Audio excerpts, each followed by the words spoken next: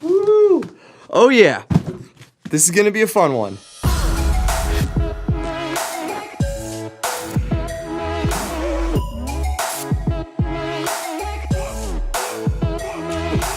This is the Scooterboard, and this is the next great, finally affordable advancement in rideables. The boosted board, the OneWheel, they've been made popular by the elite on the internet, and with reason, they're incredible. But the Scooterboard brings rideables to the masses with the carving ability of an electric longboard and the stability of a scooter.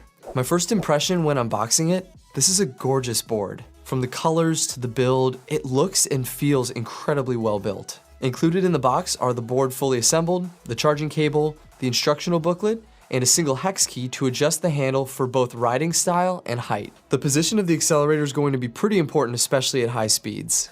Now, looking at the specs of this beauty, the board boasts a top speed of roughly 15.5 miles per hour, a weight of 22 pounds, and a range of about 7.5 miles with battery regeneration when braking or pushing. It's hard to say though if this is really doing much to add to the range. Charging took me a little over 2 hours to fully charge from empty and indicates on the charger when it's full. In terms of range, we rode for about an hour and 45 minutes before the battery indicator changed from green to red and started showing signs of the battery wearing down. The 250 watt motor on it is surprisingly powerful too. InMotion claims a max climbing angle of 8 degrees, yet I was able to ride the slopes of my parking garage with no issues, albeit at a slightly reduced max speed.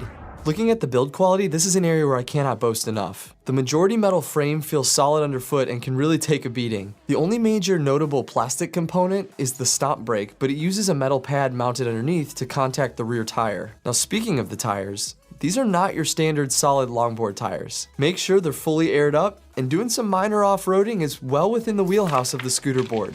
At 22 pounds, the collapsible handle complemented by a thick, durable grip make carrying the Scooterboard comfortable, albeit still not light by any stretch. Simply pull up on the collar at the base of the handle to quickly adjust from storage to the riding position. The lock position and free spinning tires allow for you to pull it almost like luggage, making it especially easy to carry over long distances. Now, looking at the brake and the accelerator, they're combined into one device and are mounted to the handle and can be adjusted based on what's most comfortable for your riding style. It's powered by the board too, so no need to worry about batteries like you have to with the handheld remotes that a lot of the competitors are using. So, what is it like riding this thing? Well, it's not a scooter and it's not a longboard, and that's a really good thing. InMotion technically classifies it as an electric longboard scooter hybrid, and I'd say that's accurate. To ride it properly, your stance should mimic that of a longboard, while keeping one hand on the handle for stability. Give it 1 or 2 good pushes, squeeze the accelerator, and it'll gently ramp up to whatever speed you feel comfortable with. Acceleration is much more gradual than that of the major competitors, making it much easier to pick up if you've never ridden an electric board before. Also, the mix between a handbrake and the stop brake give you the ability to stop much quicker, which I would say is a big +1 for InMotion and makes it a whole lot more stable and safer when stopping. Now, the best part. Carving on this board. It's playful, fluid, controlled. The width of the board is more in line with that of a longboard than a scooter, giving similar stability to that of a longboard at higher speeds. Really push into your turns and it can take it. Straight line the hill and you'll feel the added stability of the handle. You may be tempted to turn using the handle, but all that work should be done by leaning and using the handle for control and balance. Top speed stability is fantastic, feeling much more stable than the boosted board, which I must say I'm a fanboy of big time, but the Scooterboard's slightly lower speed and handle, as well as its beefy tires, make it feel much more controlled and give you a confidence to just push it harder. When the battery gets low, there is a very noticeable degradation in torque up until the point where the battery fully runs out. Rest assured though that very little resistance when pushing allows you to still use the board on a dead battery. One small enhancement that I personally would have liked to see would have been a slightly larger reflector or maybe even some small lights just to make it a little bit safer when riding in the dark.